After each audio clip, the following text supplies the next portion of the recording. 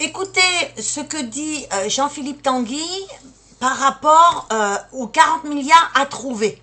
Écoutez. Budget 2026, il est censé faire 40 milliards d'euros d'économies. Selon vous, peut-il y parvenir sans toucher aux impôts des Français?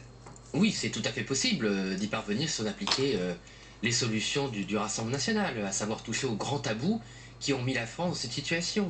L'immigration Ouais. incontrôlée et la submersion très coûteuse liée à notre modèle social ouvert aux quatre vents, malheureusement, la surbureaucratisation, le millefeuille territorial qui épuise les Mm. Français, la contribution à l'Union européenne qui doit malheureusement augmenter de 7 milliards d'euros l'année prochaine si on ne fait rien. Donc vous voyez, tous ces grands tabous coûtent très cher aux Ah Français, bah oui. n'ont jamais été attaqués par aucun bout, Mm. et sont vraiment le tonneau des Danaïdes du système français. Donc tant qu'ils ne s'attaqueront pas à ça, je crains en revanche, puisqu'ils ne sont pas courageux, qu'ils arrivent à augmenter les impôts des gens.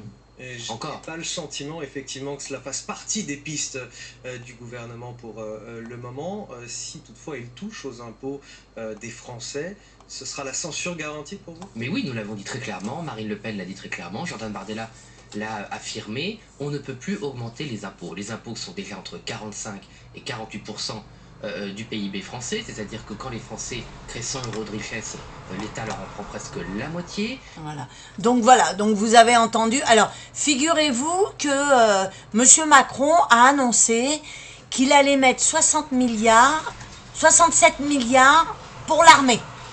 Et il cherche 40 milliards d'économies.